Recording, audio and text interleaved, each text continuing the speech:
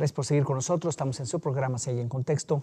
Pues con este tema fascinante de lo que esté pasando en Europa, tuvimos que irnos al corte. Juan Pablo, tú ibas a reaccionar a lo que estaba diciendo Mariana de bueno, cómo ve ella el futuro. gracias, Enrique. En esencia coincido con Mariana en términos de que para la Unión Europea es un reto el tema de los refugiados, que se añade a otros retos enormes como es la crisis económica de muchos de sus países, la crisis del liderazgo en términos de que parece ser que Alemania, bueno, es un hecho, está ejerciendo un liderazgo excesivo en contra del espíritu comunitario y de la equidad política entre los países, etcétera, de tal suerte que la Unión Europea tendrá que modificar buena parte de su modus operandi para enfrentar un fenómeno que no lo tenía planteado, que es complejo, que es creciente, como el tema de la migración. Es decir, es un hecho que las estrategias y las instituciones de la Unión Europea no están consiguiendo que se afronte el problema de manera adecuada, o al menos conforme el Tratado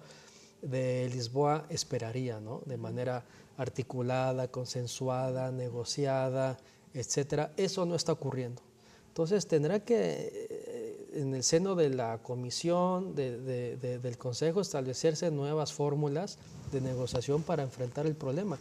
Y yo veo que la Unión Europea se está fragmentando básicamente en tres tipos de grupos de países. Uno, los de la Europa Oriental, que tradicionalmente, y desde su ingreso en el año 2004, siempre han intentado no, digamos, ponerse por debajo de las decisiones supranacionales. Es un contrasentido. Si estás en la Unión Europea, tienes que atender ciertas regulaciones supranacionales que provienen de la Comisión, pero es un hecho que buena parte de los países de Europa Oriental intentan al máximo digamos, alejarse de ese ejercicio legítimo de poder por parte de la Unión Europea, porque asemejan todo tipo de sugerencia o de obligación supranacional.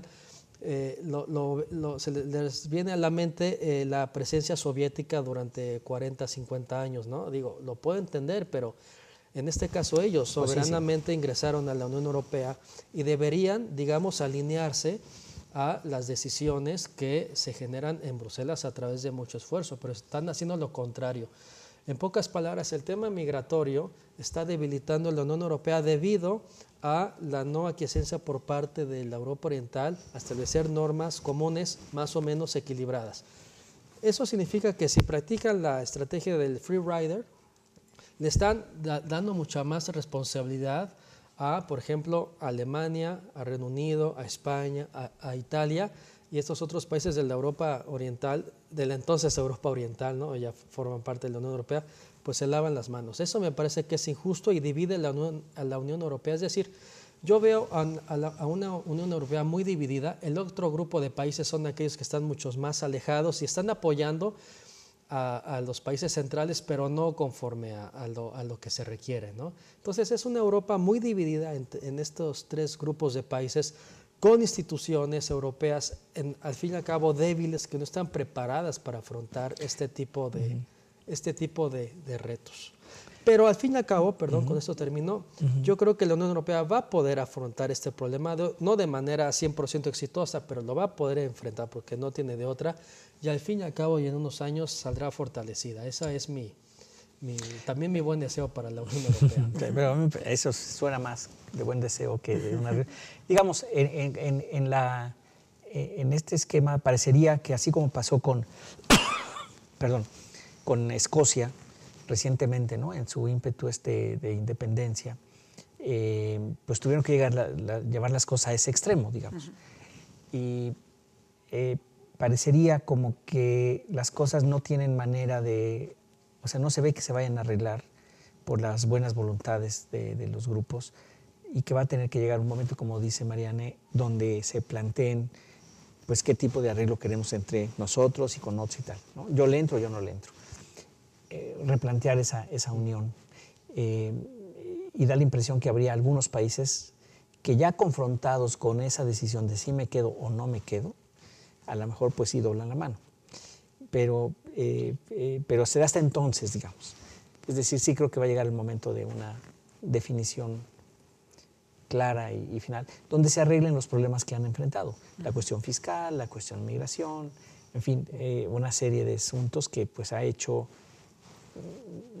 crisis en la conformación actual de la comunidad, ¿no? Sí.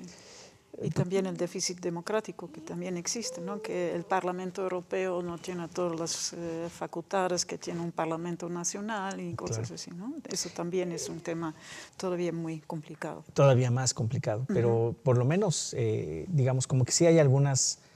Ese es un tema y lo económico es el otro y migración es otro, política exterior en general, ¿no? Que sería como la siguiente parte. ¿Ustedes ven que esto suceda más o menos pronto o dependerá del fuego que le ponga el conflicto? Yo creo que, bueno, primero está todavía, bajo de todo eso está la crisis económica que está afectando mucho sí. a ciertos países, en particular Grecia, ¿no?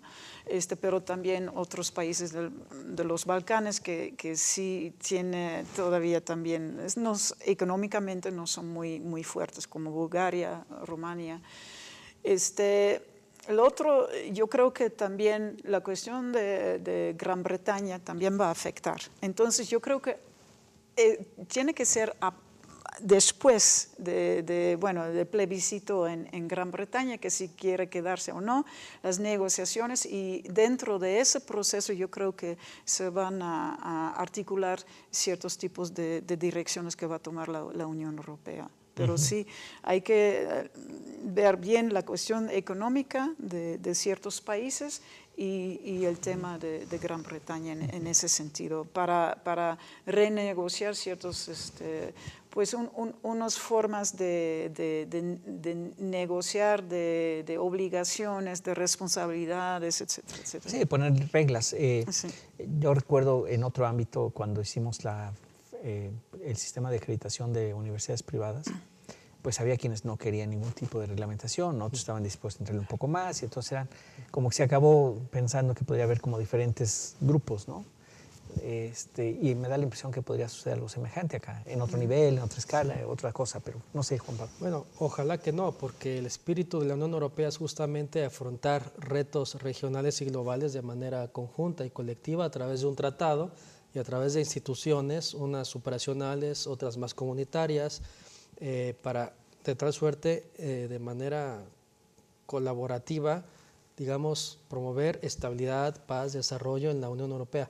Yo sí veo muy difícil que la Unión Europea logre, a través de sus estrategias comunitarias, afrontar el problema. Yo creo que al fin y al cabo va a ocurrir lo que ha estado sucediendo, que es Alemania negocia, por ejemplo, con España, en términos de, a ver, Mariano Rajoy, ¿cuántos refugiados vas a recibir? Y Merkel está negociando directamente con Rajoy.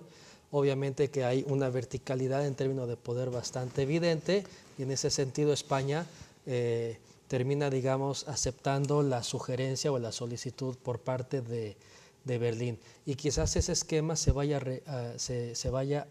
a replicar. Pero insisto, esto va en contrasentido del espíritu de la Unión Europea y de sus instituciones. Pero por otro lado, frente a un contexto de crisis, yo prefiero eso, esa negociación bilateral, a que no se llegue a nada simplemente porque al amparo de la Unión Europea no hay acuerdos.